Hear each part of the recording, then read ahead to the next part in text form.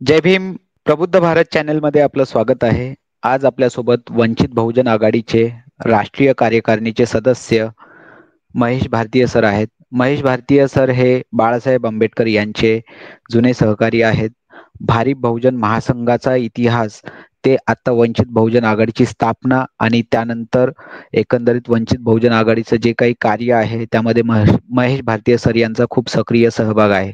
आजचा जो विषय आहे नामांतर लढ्याचा इतिहास, तर महेश भारतीय सर यांनी एकंदरीत नामांतर लढ्याची जी भूमिका आहे किंवा नामांतर लढ्याचा जो लढा झाला होता ते पूर्णपणे त्यांनी पाहिलेला आहे, एकदम जवळून पाहिलेला आहे. तर आपण जाणून घेणार आहोत सरांकडूनच की कशा प्रकारे एकंदरीत नामांतर लढ्याचा जो इतिहास आहे तो खरा इतिहास काय आहे. Sir, stage is yours. So तुम्ही एकंदरीत पूर्ण तो इतिहास आपल्या प्रेक्षकांना उलगडून सांगावा अशी विनंती. मुख्यतः नामांतर लढा काय आहे तो विद्यापीठाचं आंदोलन डॉक्टर बाबासाहेब आंबेडकर मराठवाडा विद्यापीठ औरंगाबाद याचं आंदोलन असंच एक पाहिलं जातं. परंतु त्याच्या बॅकग्राऊंडला एक काँग्रेसमधल्या अंतर्गत ज्या लाथाळ्या दोन गट होते आणि त्या गटातून झालेलं हे प्रकरण आहे. त्या काळामध्ये 77 साली अ, बाबासाहेब आंबेडकरांनी औरंगाबादमध्ये मिलिंद महाविद्यालय आहे आणि एकंदरीत अ, औरंगाबाद परिसर त्याच्यामध्ये जे कॉलेजेस उभे केले आणि सगळं बहुजन समाजाला इथं स्थान मिळालं आणि ते त्यांचं शिक्षण पूर्ण होण्यासाठी एक जागा मिळाली आणि ते शैक्षणिक क्षेत्रातलं जे कॉन्ट्रीब्युशन होतं तर ते जे कॉन्ट्रीब्युशन ते त्यांनी केलं होतं तर त्या कॉन्ट्रीब्युशनला मानवंदना आणि एक रिस्पेक्ट देण्यासाठी ते डॉक्टर बाबासाहेब आंबेडकर मराठवाडा विद्यापीठ हे जे आज जे नाव दिसतंय औरंगाबादचं तर त्या विद्यापीठाला औरंगाबादच्या विद्यापीठात डॉक्टर बाबासाहेब आंबेडकरांचं हे नाव द्यावं असं 1977 मध्ये महाराष्ट्राच्या विधानसभेमध्ये ठराव मांडावा अशी मागणी अनेक सेक्युलर पक्षांनी केली आणि विशेषतः काँग्रेस पक्षाने ज्यावेळेस हा 1978 ठराव ह्याच्यामध्ये मांडला, विधानसभेमध्ये मांडला आणि त्यानंतर मराठवाडा विद्यापीठाच्या सिनेट सदस्यांनी तो मंजूर केला आणि ते काँग्रेसमधलं जे अंतर्गत जे राजकारण होतं एक शरद पवारांचं ते वसंतदादा पाटलांच्या विरोधातलाच एक मोठा गट होता आणि त्यांना एक संधी मिळाली आणि त्यांना घालवायचं होतं वसंतदादा पाटलांना म्हणून त्यांनी याचा हत्यारासारखा वापर केला आणि जवळजवळ मराठवाड्यामध्ये जे लोक समाजवादी गांधीवादी म्हणायचे म्हणजे आनंदराव भालेराव हे मराठवाडा दैनिकाचे संपादक होते. त्यानंतर गोविंदभाई श्रॉफ हैदराबाद मुक्ती संग्रामातून आलेले एक नेतृत्व होतं. हे सगळे गांधीवादी समाजवादी म्हणून हे सगळे म्हणजे विरोधात आणि ते सगळे जवळचे म्हणजे शरद पवारांचे मित्रच होते आणि ह्या सगळ्यांनी ते म्हणजे विरोधाची भूमिका घेतली की की आम्हाला विश्वासात न घेता हे नामकरण केलं जाते वगैरे. विशेषतः हैदराबाद म्हणजे मुक्ती महेश संग्रामामध्ये भारतीयजी, जो सिनेटमध्ये ठराव मंजूर झाला होता त्या हम्म. ठरावाच्या विरुद्ध यांनी ही भूमिका घेतली. नाही ह्यांनी घेतली भूमिका माहिती पण यांचे बोलवेते धनी कोण होते? शरद पवार होते. कारण एक काँग्रेसमधले अंतर्गत जे दोन गट होते त्याच्या लाथाळ्यांमध्ये दलित समाज भरडला गेला.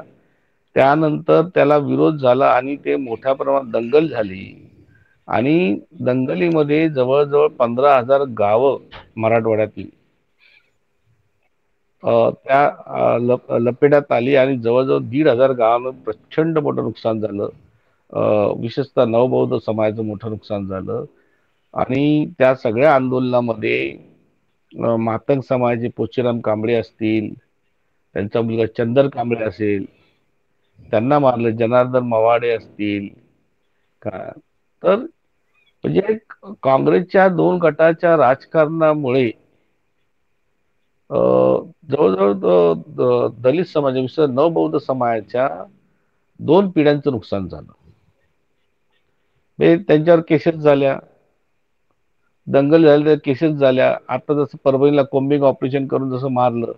आणि तुम्हाला माहिती आहे की त्या काळामध्ये एकदा तुम्ही आत्ताही म्हणजे पोलीस रेकॉर्ड झाला तयार, तर तुम्हाला सरकारी नोकरी, केंद्र सरकार, राज्य सरकार नोकरी मिळतच नाही.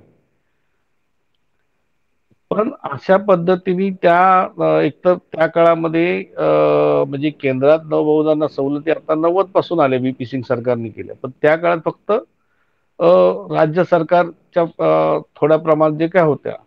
परंतु या दंगलीमुळे काय झालं की हा तरुण जो होता नवबौद्ध शिकलेला, म्हणजे ह्या दंगलीत भरडला गेला. आणि त्याला नोकरीच्या शक्यता, शिक्षण होऊन पण नोकरीच्या शक्यता दूर दूर अशा गेल्या. आणि विशेषतः म्हणजे ह्याच्यामध्ये जो बाबासाहेबांचा एक म्हणजे मानणारा जो वर्ग आहे, त्या वर्गाने म्हणजे आता विशेषतः म्हणजे आता मला नाशिकची दंगल असेल, त्या नामांतर लढ्यातल्या गावची दंगल असेल, बाबूराव बागुल त्याच गावात राहायचे. जेव्हा मी जात चोरली होती त्याचे लेखक. तर त्या काळामध्ये सेंट्रल गव्हर्नमेंटचे बाबूराव बागुल तर रेल्वेत नोकरीला होते. तर सेंट्रल गव्हर्नमेंटचे कर्मचारी त्यांना जामीन राहण्याचं म्हणजे राहूच शकत नव्हते, त्यांची नोकरी धोक्यात येऊ शकत होती. परंतु नाशिकच्या दंगलीमध्ये, गावच्या दंगलीमध्ये गव्हर्नमेंट प्रिंटिंग प्रेस मधले, हिंदुस्तान एरोनॉटिक्स मधले सरकारी जे आपले कर्मचारी होते, आंबेडकरी विचाराचे, नवबौद्ध म्हणा आणि इतर मातंग असतील वगैरे, ही सगळी मंडळी जामीन म्हणून पुढे आली. त्यातले आज चंद्रमोरे आज 92 वर्षाचे आज आहेत ते. तर ह्या लोकांनी आपल्या नोकऱ्या धोक्यात घालून या तरुणांना जामीन दिलं, बाहेर काढलं. अनेक त्या तरुणांची जी मोठे बंधू होते त्यांनी सांगितलं नाही, माझा भाऊ नव्हता याच्यामध्ये, त्या ठिकाणी मी होतो. तर त्यांनी ते हे नाव खोडा, मी त्या ठिकाणी मी स्वतः होतो, असं करून स्वतःचं नाव टाकून घेऊन त्या आपल्या भावाला बाहेर काढलं त्यातून. आणि तो उद्या पुढे जाऊन PSI झाला, पुढे जाऊन सेल टॅक्स ऑफिसर झाला. म्हणजे ह्या सगळ्या आंदोलनामध्ये ह्या अनेक कुटुंबांनी किंमत खूप मोजलेली आहे. आणि जवळजवळ मराठवाड्यातला एक 1.5 लाख नवबौद्ध समाज या दंगलीच्या चपेटाखाली आला, म्हणजे पूर्णपणे उद्ध्वस्त झाला. त्याचं म्हणजे महसूल खात्याची त्यावेळची आकडेवारी अशी आहे, जवळजवळ 30 कोटी, म्हणजे मराठवाडा नामांतराच्या आंदोलनामध्ये दलित समाजाचं आर्थिक, सामाजिक जे नुकसान झालं, आणि आर्थिक जे नुकसान झालं ते 30 कोटीचं महसूल खात्याने आकडा काढलेला होता त्या काळामध्ये. पूर्ण त्या आंदोलनामध्ये जे नुकसान झालं त्याचं. तर प्रत्येक गोष्ट जी आहे की संघर्षाने मिळत नाही. आता आज अमित शहा काय म्हणाले की आंबेडकर आंबेडकर आंबेडकर आंबेडकर नाव, बरोबर आहे. तसंच त्यावेळेस बाळासाहेब ठाकरे म्हणायचे की अरे, या चौकात गेलं की आंबेडकर चौक, त्या तिथून लेफ्ट मारला की परत आंबेडकर रोड, परत राईट मारला की परत आंबेडकर चौक. आणि त्यांची एक घोषणा होती की ज्याच्या घरात नाही पीठ ते मागते विद्यापीठ. आणि ह्या सगळ्या म्हणजे आणि हे विशेषतः मला कौतुक वाटतं की त्या काळातले जे म्हणजे ते युक्रांसारखी चळवळ होती, त्यातले तरुण म्हणजे गोविंदभाई सराफचे, आनंदराव भालेरावचे भक्त होते ते. परंतु त्यांनी पूर्णपणे भूमिका घेतली की नामांतर लढ्याच्या बाजूने उभं राहायचं. त्यांचं तर विशेषतः कौतुक केलं पाहिजे. त्या काळात युक्रांची जी लिडरशिप होती, जे काही गंबा सरदार, त्यांचे चिरंजीव अजित सरदार होते, शांताराम पंधरे होते. तर ही सगळ्या मंडळींचं खरंच कौतुक केलं पाहिजे की जिथे जिथे अत्याचार होते त्या ठिकाणी ते पोचत होते.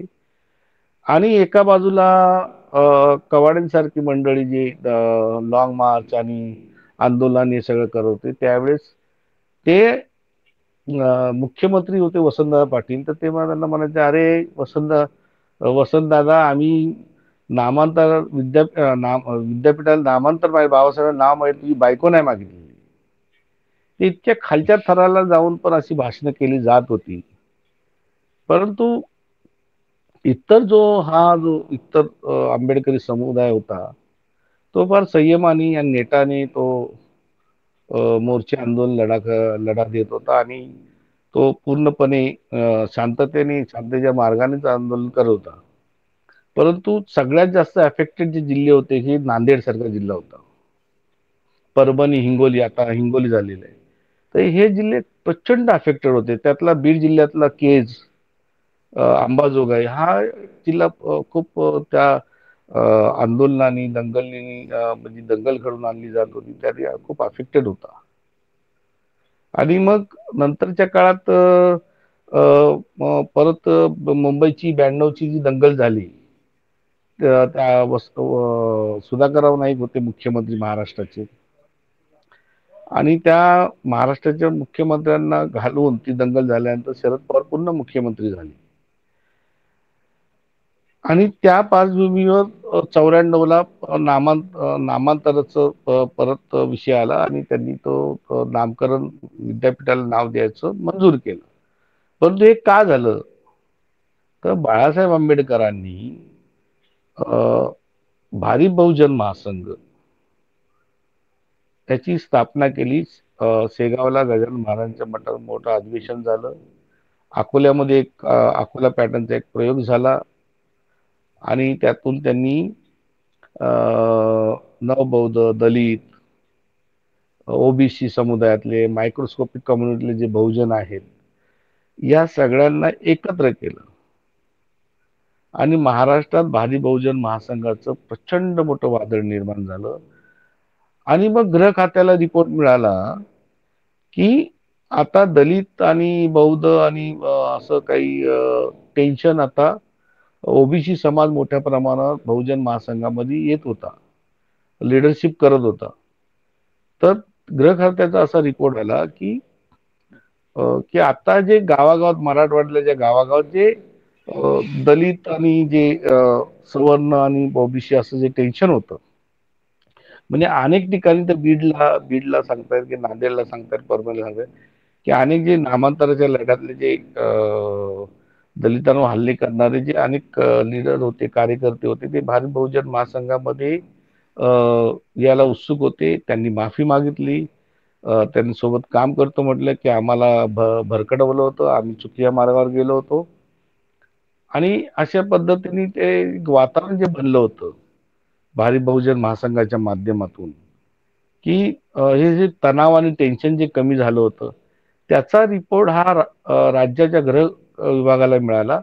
आणि मग 94 मध्ये नामांतर विद्यापीठाला, आणि मग त्याच्यामध्ये त्यांनी डॉक्टर बाबासाहेब आंबेडकर विद्यापीठ हे नाव न देता त्यामध्ये मराठवाडा हा विभाग असल्यामुळं आणि मराठवाडा हे नाव पाहिजे असं करून त्याच्यामध्ये ते डॉक्टर बाबासाहेब आंबेडकर मराठवाडा विद्यापीठ औरंगाबाद असं हे नाव त्यावेळेस मंजूर करण्यात आलं. परंतु याच्यामध्ये प्रचंड मोठं कॉन्ट्रीब्युशन जे आहे, आता तुम्ही पाहिलं आता ते बाळासाहेब ज्या सूर्यवंशीचं आता सूर्यवंशी जे मारले गेले त्या दंगलीमध्ये पोलिसांनी एक हत्याच केली ती. बरोबर आहे. परंतु ते एवढ्या कस्टोडियल मोठे, डेथ जी झाली हा आहे हा सोमनाथ हा सूर्यवंशी हा यांची. पण त्यांच्या फुनेरलच्या भाषणामध्ये बाळासाहेब काय बोलले? कावड्यांसारखी त्यांनी भाषणं नाही केली, म्हणजे तरुणांना भडकवण्यासाठी, बदला घेऊया, सूड घेऊया, आंदोलन करूया. ते म्हणाले की तुम्ही व्यवस्थेचा भाग व्हा, तुम्ही पोलीस खात्यात जा, मिलिटरीत जा, सरकारी अधिकारी बना, वकील बना. तुम्ही त्याच्यामध्ये एक सकाळी उठल्यावर तुम्ही दारूच्या अड्ड्यावर जाता, ते तिथं न जाता तुम्ही शिक्षण घ्या, व्यसनांपासून दूर राहा.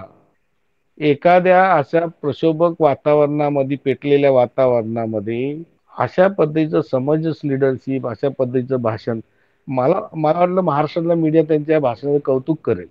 परंतु कुठल्याही मीडियाने असं म्हटलं नाही की बाळासाहेब आंबेडकरांनी त्या ठिकाणी सोमनाथ सुरेंच्या फुनेरलमध्ये, त्या अंत्यविधीमध्ये जे भाषण केलं ते अप्रतिम होतं. दिवसभर ताणतणाव, त्या उन्हातानातून त्या सगळ्या गाडीवर त्यावर चालले, लोकांबरोबर चालले. नंतर ती त्यांची बॉडी तिकडे लातूरला घेऊन जाणार होते, तिकडून डायव्हर्ट करून इकडे आणली. म्हणजे ते घेऊन चालले डायव्हर्ट करून. ते बाळासाहेबांनी जेव्हा मुख्यमंत्री आणि एसपीशी बोलल्यानंतर ती त्या ठिकाणी आली, परभणीला आणली गेली. आणि शांतपणे ते सगळं त्यांनी फुनरेल होऊ दिलं. हे म्हणजे एक समंजसपणाचे लिडरशिप. आणि नामांतर लढ्याचं आपण बघतो, किती कुटुंब बेचिराग झाली. खून का बदला आणि खून से लेंगे वगैरे अशी भाषा वापरून एक दोन पिढ्या बर्बाद केल्या नामांतराच्या याच्या आंदोलनामध्ये.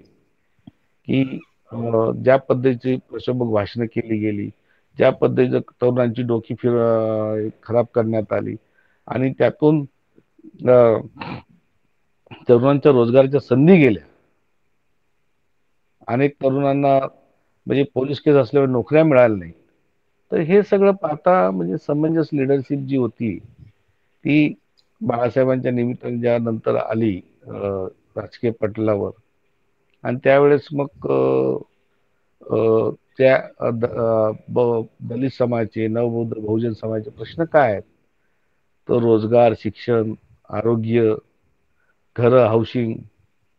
काय मला त्यावेळेस पण म्हणजे आठवतं की आमच्याकडे एक अँबॅसेडर गाडी होती. बाळासाहेबांना ती अकोल्याच्या लोकांनी दिली होती.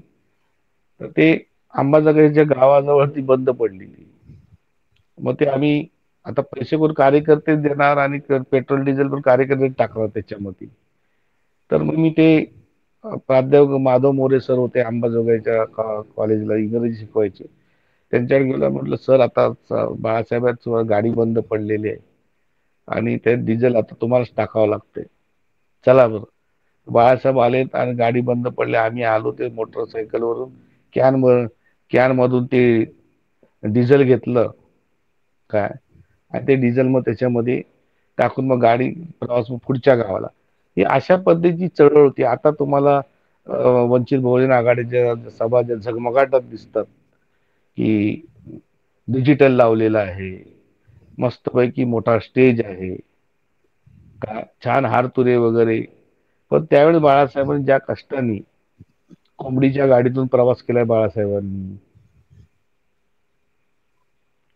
कुठल्या गावाला पोचायचं असेल तर जे काय साधन मिळतं त्याने जायचं.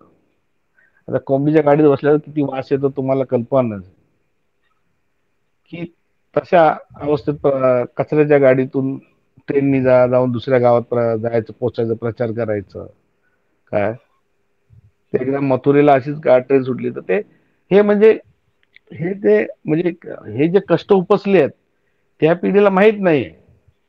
चकाचौंध मध्ये राहणारी पिढी आहे आणि कार्यकर्ते पण चकाचौंध याच्यामध्ये राहणारे आहेत, की त्यांना हे माहित नाही की आज लेक्सस गाडी घेऊन किंवा फॉर्च्युनर गाडी घेऊन मग भीमा कोरेगावला येणं, मानवंदना करायला. पण त्या काळची अँबॅसेडर, त्या काळची फियाट आणि त्याच्यामध्ये पण ती चालत असतात, त्याच्यामध्ये पेट्रोल डिझेल पण कार्यकर्तेच टाकायचे आणि आंदोलन तशा पद्धतीने चालायचं.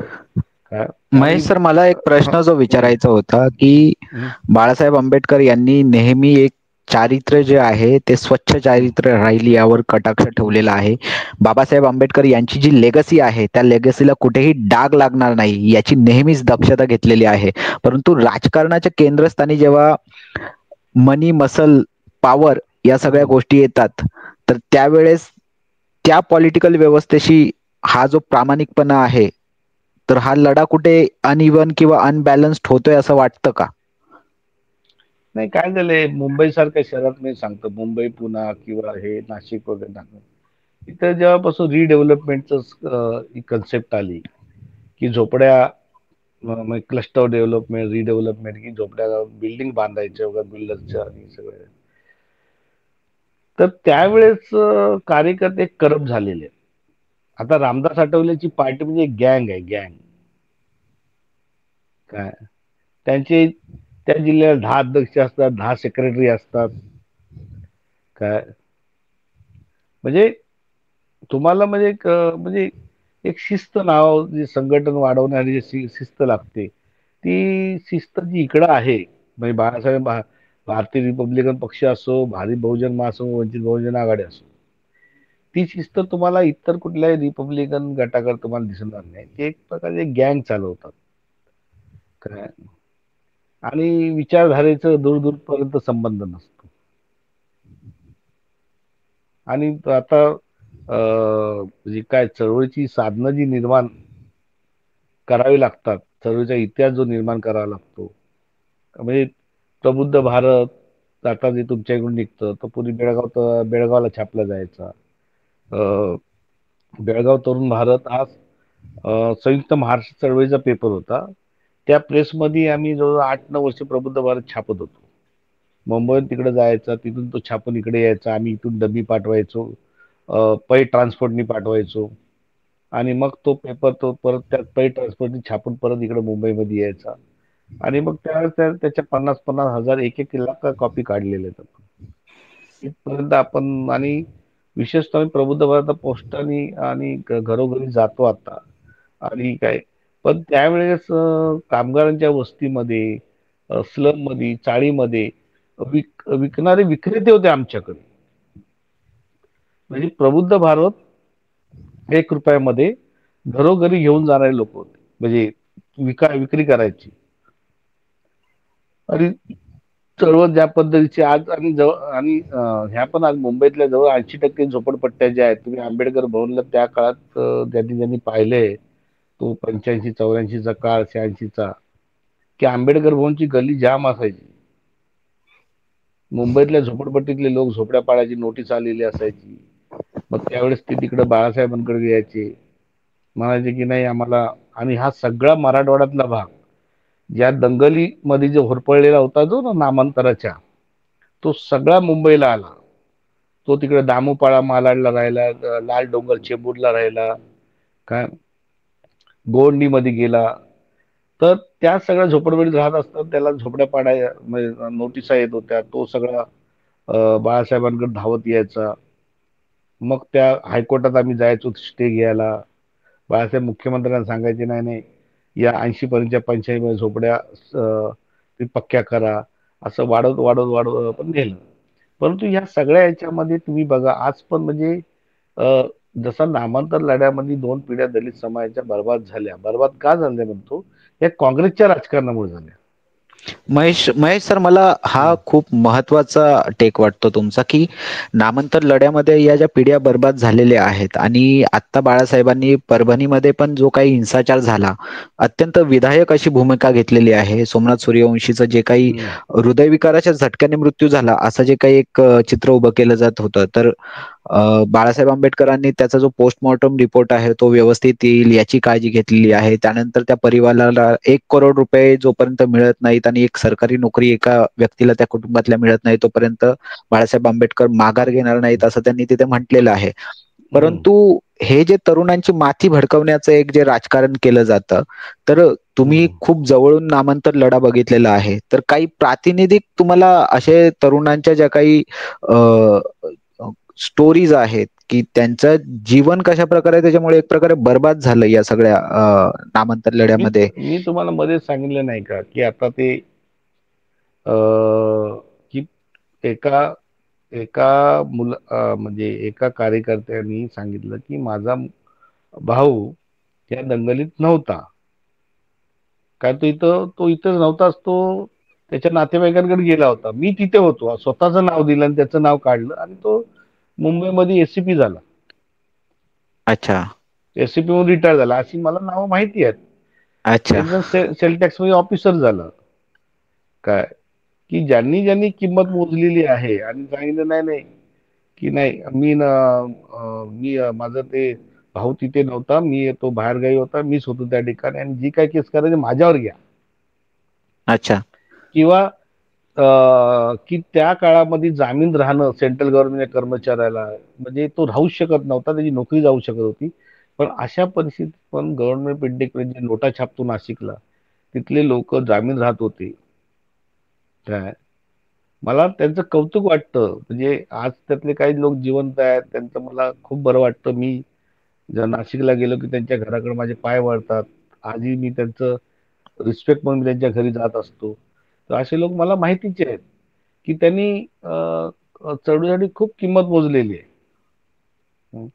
आणि मी तुम्हाला सांगितलं ना, की चळवळ चालवण्यासाठी ज्यांनी ज्यांनी जे कॉन्ट्रीब्युशन दिलेलं आहे, अहो म्हणजे अनेक अशा गोष्टी आहेत, की बाळासाहेबांच्या अवतीभोवती जे काही कार्यकर्ते दिसतात, तर ते नवीन लोक आहेत, त्यांना वाटतं हा काय तो काय असं.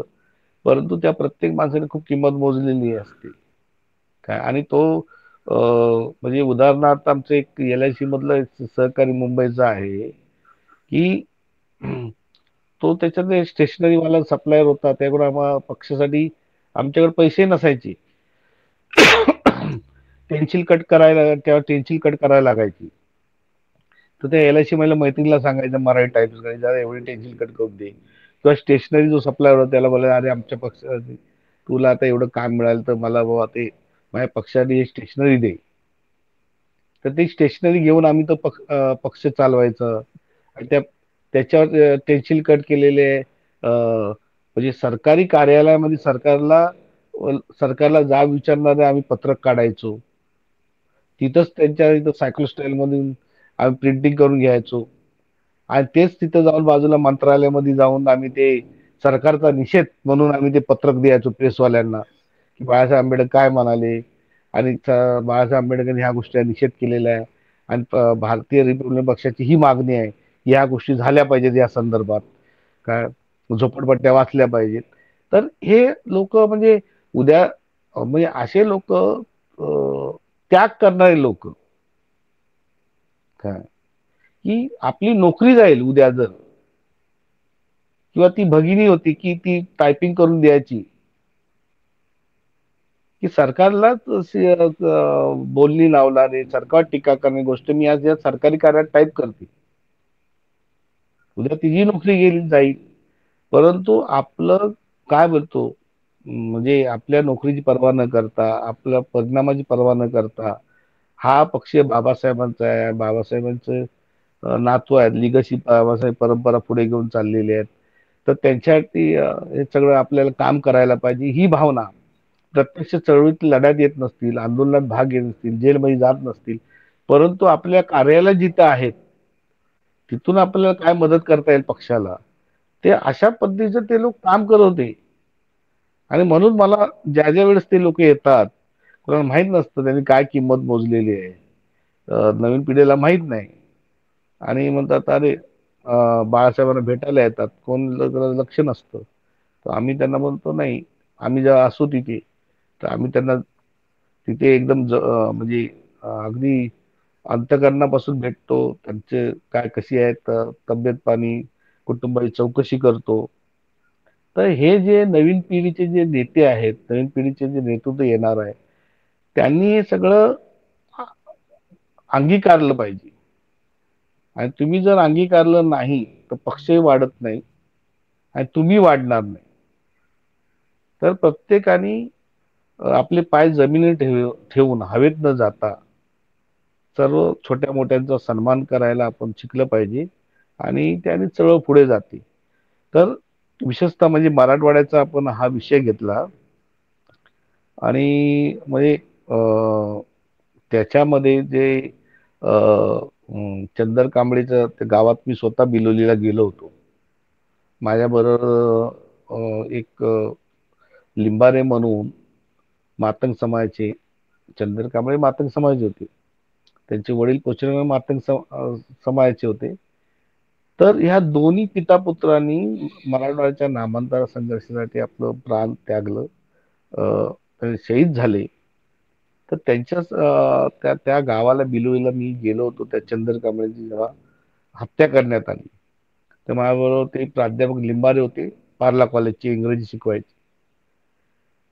तर ते SRPच्या गाड्या होत्या आणि मग ते आम्हाला ते गावापर्यंत जाऊ देत नव्हते आतपर्यंत आणि मग आम्ही मागणी केली की बाबा त्यांना धोका आहे तिथे कुटुंबाला त्या काय तर तुम्ही त्यांना हलवलं पाहिजे इथून. तुम्ही नांदेड शहरामध्ये एक सुरक्षित जागा त्यांना दिली पाहिजे आणि त्यांचं पुनर्वसन केलं पाहिजे. तर त्यावेळेस जे नांदेडमधली लिडरशिप होती ती पण खूप म्हणजे काही आक्रस्ताळे होते, काही समंजस भूमिका. तर अशा पद्धतीने अ, अ, समंजस भूमिका घेऊन की म्हणजे ज्याच्यामध्ये आणखीन आपल्या समाजाचं नुकसान होणार नाही अशा पद्धतीने लोक काम करणारे पण होते. आणि अ, अशी लिडरशिप महत्वाची असते आणि बाळासाहेबांनी नेहमी असंच म्हणजे काय अशाच भूमिका घेतल्या की आपल्या हक्कांसाठी आंदोलन करत असताना समाजाचं आर्थिक आणि सामाजिक नुकसान होऊ नये. आणि दोन समाजातले ताणतणाव हे कसे निवळतील त्यासाठी त्यांनी हातभार लावलेला आहे.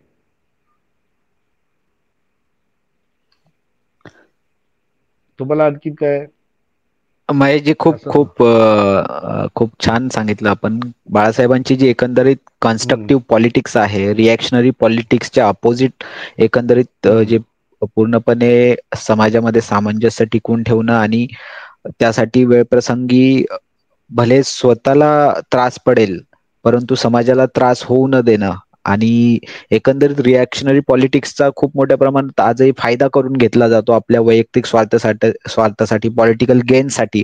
परंतु बाळासाहेबांची अशी कुठेही भूमिका दिसत नाही.